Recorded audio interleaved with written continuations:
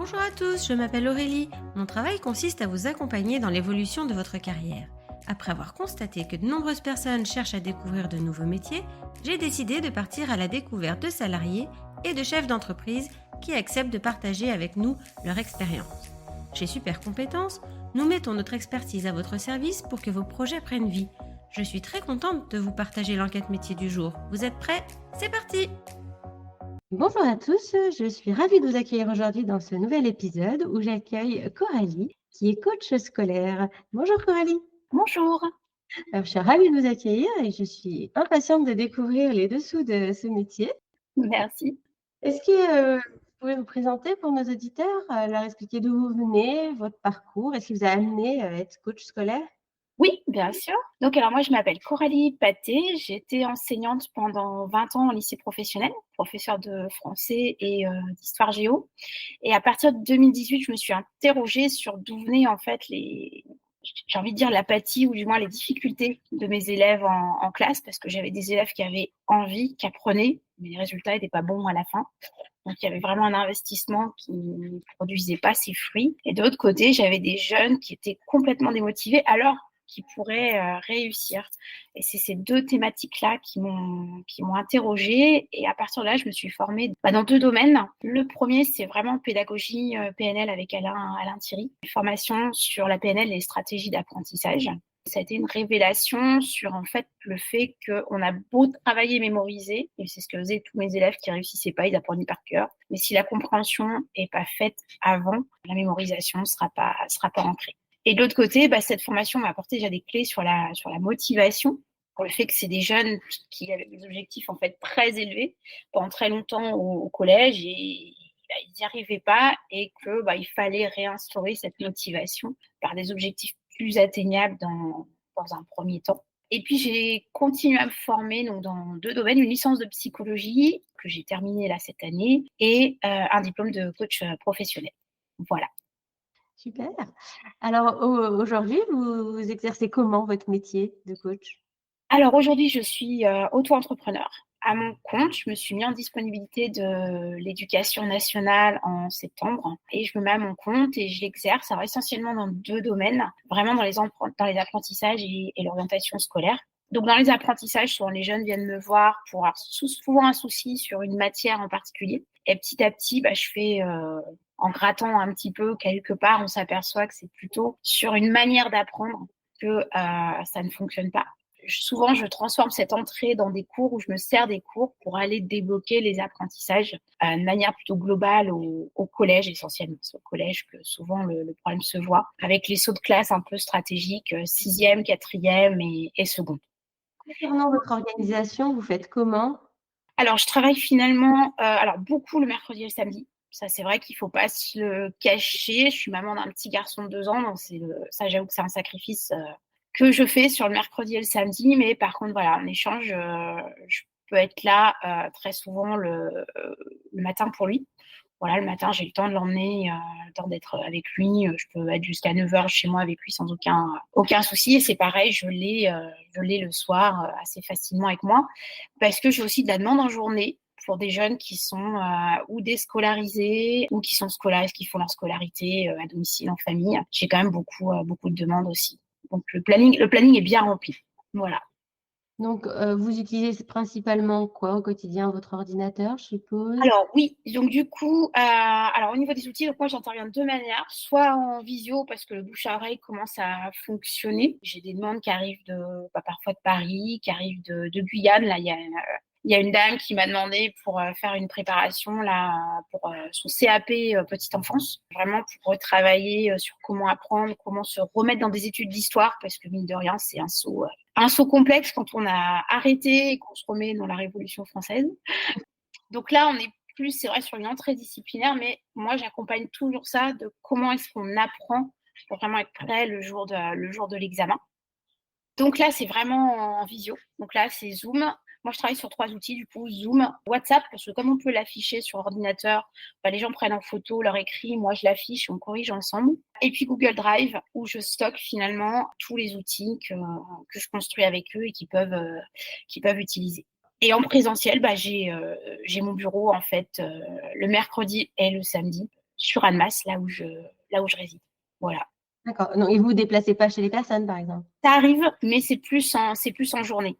En fait, le reste de la semaine en journée, avant 17h, je me déplace chez les gens. Après, du fait de la demande du mercredi, où j'ai quasiment les cours qui s'enchaînent et je prends juste 10 minutes de pause entre chaque cours pour fermer une séance, ouvrir une autre, je peux pas me permettre de me déplacer. Voilà.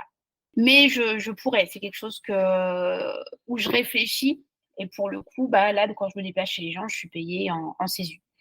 Quel rythme vous voyez les enfants? Alors, je les vois une fois par semaine. Et après, en fait, ce que j'explique aux parents, moi, je liste quand je fais des bilans, en fait, pédagogiques, je liste un petit peu tout ce qui me saute aux yeux et je leur dis bien que moi, dans un premier temps, je me centre sur un problème. Donc, c'est vrai que ça peut être à plus ou moins long terme, en fait. Si c'est juste un problème de planification des révisions, là, j'ai quand même eu 2 demandes pour le bac qui arrive, le grand oral, le construire, etc. Là, c'est vrai que ça va être sur du court terme, c'est sur un trimestre. Mais j'accompagne aussi un petit jeune de quatrième. Le saut de la quatrième a été compliqué en histoire géo. Et là, je suis en train de m'apercevoir que c'est dans beaucoup de matières qu'il y a une baisse des résultats. Parce qu'en fait, on interroge moins directement sur le contenu, plus sur la phase d'analyse, donc comment on ressort ces connaissances de la leçon pour les appliquer à une consigne, les organiser.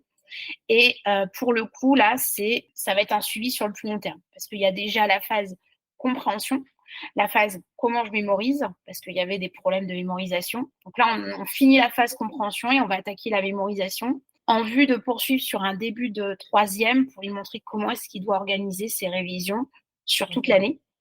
Parce que pour moi, le brevet, c'est complexifié quand même avec 3 grosses matières à apprendre, parce qu'il y a quand même histoire géo, mais il y a aussi maintenant 2 matières scientifiques sur 3, entre la SVT, la physique et la technique qui tombent. Et donc, il faut planifier ces révisions, plutôt qu'arriver à la fin de l'année à tout réviser au mois de mai-juin. Et c'est ce que je vais mettre en place avec lui. Voilà, donc planification, organisation. Voilà, organisation, planification qui fait grand défaut aujourd'hui aux jeunes du fait de Pronote ou École Directe, ce logiciel qui tombe parce que du coup, ils ont la vision sur la semaine, mais ils n'ont pas la vision à long terme. Donc, remettre en place un petit peu des outils papier où on planifie au mois, j'ai un gros contrôle dans 15 jours, il faut que je commence à le préparer. Voilà, ça fait partie de 2 demandes importantes aujourd'hui. Est-ce que c'est un métier qui demande de l'initiative? Oui, je pense que c'est un métier qui demande de l'initiative parce qu'il y a des fois, il faut vraiment changer de perspective pour s'interroger pourquoi une manière de faire ne fonctionne pas. Et c'est vrai qu'il faut aller piocher dans d'autres visions, dans d'autres techniques pour mettre en place vraiment un accompagnement sur mesure. Êtes-vous amené à travailler avec des professionnels extérieurs? Alors, pour l'instant, non, mais c'est vrai que c'est ce que j'aimerais, vraiment être en lien. Alors là, pour une petite jeune avec qui qui était en phobie scolaire et que je finis d'accompagner vers le bac. Là, je me suis mis en rapport avec son psychologue, dans le respect du secret médical. Je vais toujours voir dans cette démarche, il y a le secret médical finalement. Je ne sais pas si on peut l'appeler comme ça, mais en tout cas le secret qui est en lien entre le psychologue et son patient. Et je lui ai demandé si elle pouvait me délivrer 2-3 éléments qui expliquaient le début de la phobie pour arriver à travailler avec cette jeune fille. Et donc, dans ces cas-là, je me mets un petit peu en rapport. Mais c'est vrai que j'aimerais être beaucoup plus en rapport avec différents thérapeutes, différents praticiens. Oui, pour faire un accompagnement plus global. Global, voilà. C'est ça. Notamment, je suis un petit jeune qui est autiste, pareil, qui réintègre un collège. Là, ça fait 1 mois après avoir été déscolarisé 1 an et demi. Donc là, je suis un petit peu plus en lien avec son enseignante spécialisée. Oui, voilà. D'accord. Voilà. Quelles sont les compétences nécessaires pour faire votre travail? Alors, je pense qu'il faut déjà des compétences pédagogiques dans un premier temps, parce qu'il faut quand même avoir une bonne connaissance du système scolaire, comment il fonctionne, une bonne connaissance aussi des programmes, c'est-à-dire qu'est-ce qu'on attend à chaque niveau. Ça, c'est le premier domaine, je pense, qui est important. Et le deuxième niveau, c'est aussi quand même savoir changer sa posture, c'est-à-dire qu'on n'est plus enseignant, on est coach, et c'est-à-dire qu'il faut laisser l'initiative à l'enfant. Trouver là où ça bloque et trouver comment on arrive à lever ce blocage en fait en coaching. Donc c'est vraiment cette nouvelle position qu'il faut avoir, qui n'est pas toujours évidente, parce que mine de rien, on est vite regagné par nos dans cette manière de faire où on transmettait, il fallait appliquer. Et là, en fait, si on veut que ça marche, il faut arriver à trouver le bon dosage entre, OK, on fixe cet objectif-là. Comment toi, est-ce que toi, ça te paraît... Enfin, voilà, c'est vraiment aussi partir de son objectif à lui. OK, qu'est-ce que toi, tu veux? Au bout des 10 séances, qu'est-ce qu'on a mis en place et comment est-ce que tu veux l'atteindre? Et moi, après, je te guide en te donnant les outils. Mais c'est à toi de t'emparer des outils. C'est chouette. Ouais, j'aime de plus en plus en fait faire cette approche. Moi, c'est vrai que si ça doit un jour revenir, ce sera compliqué de re-rentrer dans le système traditionnel. Voilà. Est-ce qu'il est facile de trouver des coachés finalement? Ça vient tout doux. Moi, j'avoue que là, au bout d'un an, ça y est, je commence à avoir des demandes en tant que telle. Mais c'est vrai que j'ai encore beaucoup d'entrées par le cours particulier. Et j'explique bien aux parents que pour le coaching, je peux me servir d'une matière, mais le coaching, c'est en aucun cas un cours dans une discipline en particulier. C'est vraiment plutôt un processus sur un plus ou moins long terme qui doit viser à changer la position du jeune à l'école, du jeune face à ses apprentissages. Et c'est le jeune qui va mettre en place cette nouvelle dynamique. Est-ce que vous pouvez nous parler de l'évolution de carrière? Est-ce que c'est possible d'évoluer? Oui, je pense que c'est possible d'évoluer dans le sens où je m'aperçois que quand on est sur du plus long terme, je suis quand même plus dans une approche psychopédagogique.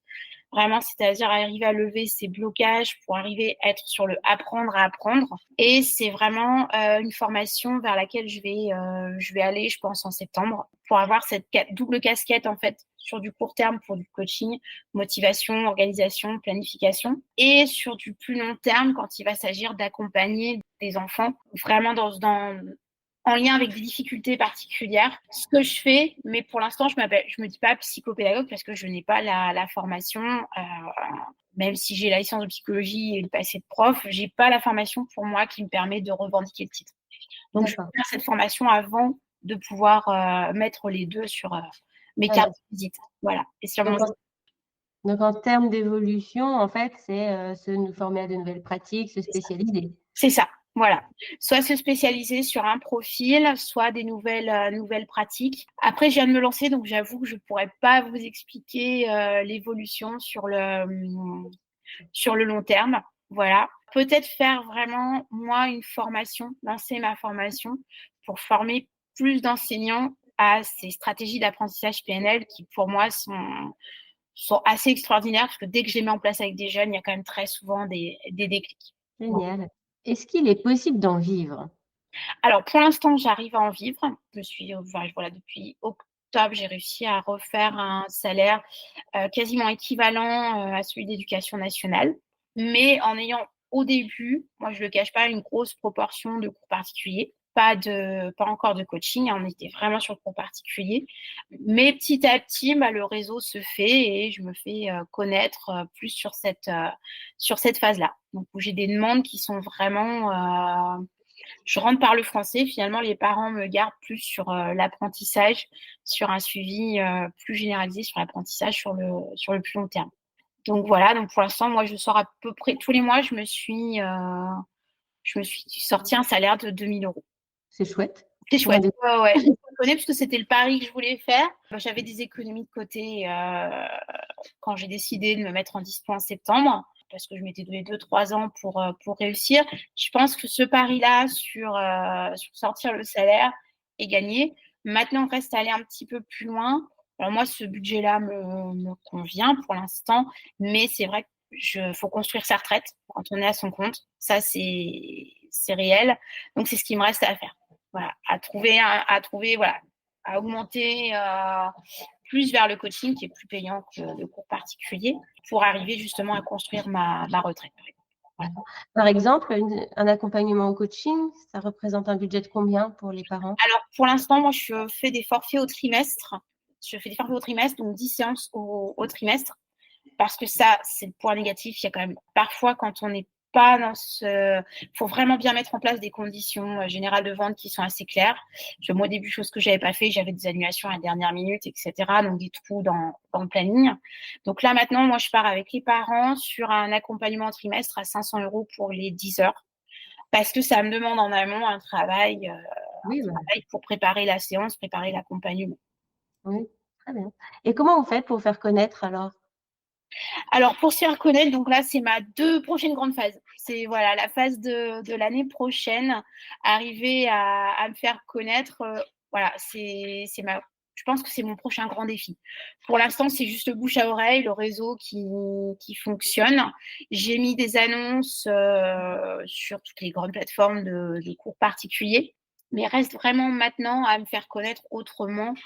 Bon, j'ai toutes les stratégies habituelles, mon site, enfin ma page Facebook, ma page Instagram, des choses comme ça. Mais reste vraiment le côté peut-être plus méthodique pour avoir plus de visibilité, plus se faire connaître.